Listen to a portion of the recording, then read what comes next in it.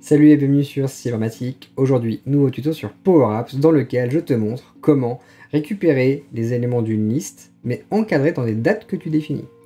On n'a pas toujours besoin dans une Power Apps de récupérer l'ensemble des informations qui sont contenues dans nos listes, et heureusement. Mais du coup, il y a certaines fonctionnalités qui sont plus difficiles à implémenter que d'autres, et la gestion des dates en fait très probablement partie. Je te montre ça maintenant, on passe à la pratique. Voici ma liste des tutos, donc la liste que j'utilise habituellement pour faire l'ensemble des tutos de la chaîne, dans lequel j'ai tout plein de champs qui sont utiles, donc on a notamment des dates pour la création, on peut utiliser des dates de modification ou des champs de dates manuels. La manip que je montre fonctionnera dans l'ensemble de ces cas de figure, donc notamment là sur un délai demandé, on voit qu'il y en a un. Si là cet élément je le modifie pour en rajouter un, on essaiera dans Power Apps effectivement d'aller modifier ce point. Donc là le délai demandé, je vais rajouter quelque chose, tac, enregistrer, voilà, ça rajoute une date. Dans Power Apps, du coup, première phase, si tu l'as pas déjà créé, on va créer une application. Donc les nouvelles applications responsives passent par l'interface que j'utilise maintenant, permettent d'avoir une application qui est un peu plus fun que les anciennes applications Canva. Donc maintenant, je ne les génère quasiment plus que comme ça. Je te recommande de faire de même. Tuto YouTube, ça va être celle-ci. Ça permet d'avoir un écran, on a l'ensemble de la liste, et juste à côté de pouvoir éditer par le formulaire les éléments de cette liste. Donc c'est vraiment super efficace, vraiment fait des applications responsives, passe par cette interface. Tu auras quelque chose qui a tout de suite l'air beaucoup plus pro, que tu peux utiliser sur un écran de PC, que tu peux utiliser sur un écran de mobile. Donc j'ai une vidéo sur le sujet qui doit s'afficher maintenant en haut. Voilà, je t'invite à la consulter pour tester ce type d'application, qui se génère à 90% automatiquement grâce à l'interface de Microsoft. Donc voilà cette application, elle est recréée directement à partir de ma liste. J'ai pas eu beaucoup d'efforts à fournir, ça me permet directement de voir l'ensemble des champs, de sélectionner. Alors là je vais me mettre en player, on voit qu'elle est responsive, je mets en player, je peux voir que ça me sélectionne directement l'ensemble des infos dont j'ai besoin. Okay, donc là il n'y a pas de souci, c'est quelque chose qui fonctionne. Par contre là je récupère tout, et j'ai pas toujours besoin de tout récupérer en fait, c'est même rarement le cas. Là, je vais juste rajouter des choses qui sont un peu plus cohérentes. Je vais mettre le créateur. Créé par. Point. Display name. Voilà, comme ça, je vois qui a créé l'élément. L'image, je n'en ai pas besoin. Je vais la supprimer. Le body, titre, profil, image. Tac. Modifier. Donc là, on a un truc qui doit être lié. Je vais mettre 10 juste pour voir où ça se trouve. De toute façon, je peux le modifier.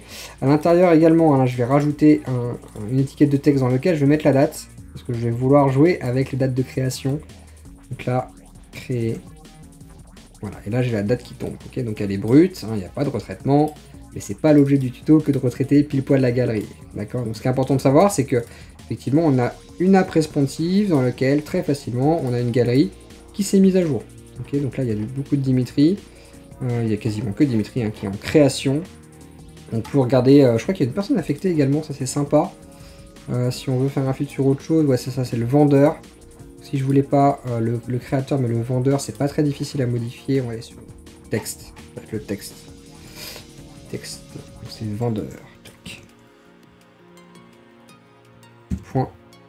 Display name, comme ça on a des choses différentes, il y a du contact et du Dimitri. Dans ces listes, notamment dans celles qui sont générées par défaut en responsive, les formules ne sont pas déléguées à SharePoint. Okay, donc en fait, par défaut, dans la galerie, on récupère le tuto YouTube filtré là, de cette manière-là. Okay, ça permet d'avoir au maximum 2000 éléments, c'est pas délégué. Donc on va devoir de toute façon modifier cette formule, et c'est là-dedans qu'on va jouer pour encadrer les dates, en plus. Donc on va supprimer ce search. Première chose à faire, on va supprimer ce search et on va le remplacer par un filter, parce que filter peut être délégué à du SharePoint. Et donc là on va faire un filtre, on va laisser sur la ville le filtre, pourquoi pas, ça ne me dérange pas.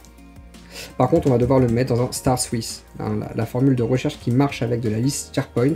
Quand on veut déléguer, c'est star Swiss. Donc là je vais devoir mettre un point virgule, la ville, le text search input 1.text, c'est la box qui est là, donc ça j'y touche pas, ça c'est bon. Je ferme cette fonction. et tout de suite je récupère, je récupère ma liste. Hein. Donc ça fonctionne très bien. Hop, il faut remettre une deuxième parenthèse. Ok, donc du coup, effectivement, j'ai déjà réussi à faire disparaître mon triangle jaune. Première chose importante. Et du coup, la recherche fonctionne uniquement sur la ville. Donc si je vais sur Paris, je n'ai que des éléments qui ont été enregistrés à Paris. Ça peut être Bordeaux. Ok, donc là, on le voit pas. Mais effectivement, c'est filtré sur la ville. On pourrait... Je vais mettre... On va afficher pour que ce soit clair. Voilà, Bordeaux. Tac. Voilà comment je modifie ma carte. Paris. Ok, donc on voit que ça filtre bien sur les premières lettres. Sans aucun souci. Seulement là, je vois que mes enregistrements, j'ai de tout. Ok, je vois que j'ai du 2023, du 2022, du 2021. J'ai pas forcément envie de tout récupérer. Par exemple, je ne peux ne voir que ce qui est en 2022. Entre 2021 et 2023, pourquoi pas. Et c'est cette manip-là que je vais montrer. Pour ça, on va devoir manipuler cette fichue formule de délégation. Clairement, c'est là-dessus que tout se joue. C'est une des parties les plus difficiles de Power Apps. C'est écrire correctement la formule de récupération des items. Et du coup, c'est pour ça qu'on y passe le temps qu'il faut sur ce tuto. Donc là, on a un argument en recherche. C'est recherche dans la ville. Si je veux faire un encadrement par la date, c'est pas super compliqué, mais on va devoir rajouter en fait cette fonctionnalité à l'intérieur de notre filtre. Donc pour ça, ici, dans cette fonction, je vais à la ligne et je vais rajouter un end qui me permet d'empiler plusieurs fonctionnalités.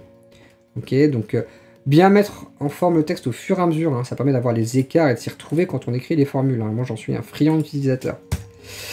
Et du coup, en termes de conditions, donc là, j'ai une première condition qui est, tu recherches ce qu'il y a dans ma barre de recherche. D'accord ? Dans la ville. Tu regardes dans la ville s'il y a ma barre de recherche.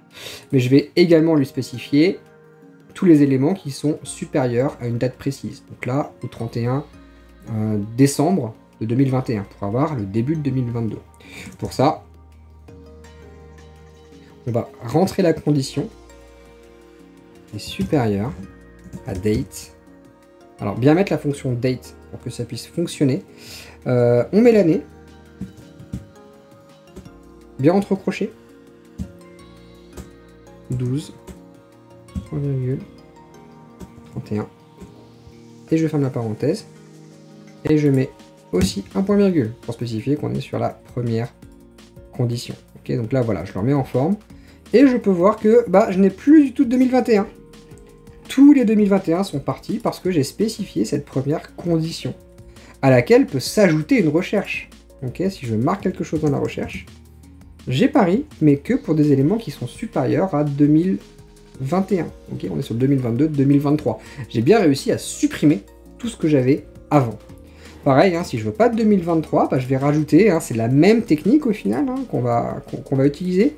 On va rajouter une deuxième condition sur la date de création. Sauf que là, on va lui dire inférieur. On va prendre 2023, le 1er janvier. Strictement inférieur, donc on exclut cette première date. Je remets en forme pour être sûr que tout va bien. Et là, la magie opère, on n'a que les éléments de 2022. Ok. Voilà, c'est aussi simple que ça, clairement. Alors aussi simple. Quand on a déjà pas mal manipulé. Mais du coup, voilà, c'est ça qu'il faut retenir. Sur une application, notamment quand on travaille avec du SharePoint, on est obligé d'utiliser la fonction filter. Ok, on n'utilise pas search. Search, ça marche avec le Dataverse, ça marche avec du SQL, ça ne marche pas en délégation avec du SharePoint. Donc on utilise filter. Et à l'intérieur, donc on spécifie où est-ce qu'on va récupérer la donnée et on donne toutes les conditions logiques que l'on souhaite respecter. Donc on peut faire de la comparaison de dates, on peut faire de la comparaison avec des éléments de texte, on peut faire de la comparaison également avec des utilisateurs pour ne récupérer pourquoi pas que ce qu'un utilisateur a utilisé. C'est une technique équivalente que j'ai déjà montrée dans d'autres tutos qui doivent également s'afficher en haut de cette fenêtre. Voilà sur ce tuto Power Apps sur comment récupérer une liste d'éléments provenant de SharePoint. Dataverse fonctionnerait exactement de la même manière. Et comment faire en sorte de n'avoir en affichage que les éléments qui nous intéressent par date ou des fois par des éléments de recherche textuels. J'espère que ça t'a plu, que ça te sera utile pour designer correctement ton application. Alors moi j'utilise ces fonctions très souvent, elles sont diablement efficaces pour faire des choses qui sont user-friendly pour les utilisateurs finaux. Lâche un petit pouce, Abonne-toi à la chaîne pour continuer à avoir des tutos sur les sujets Power Apps, Power Platform, Microsoft 365, si tu en souhaites plus de ma part.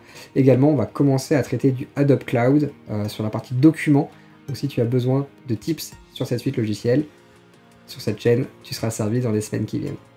Allez, amuse-toi bien avec Power Apps, et nous on se dit à très bientôt pour de prochains tutos. Ciao!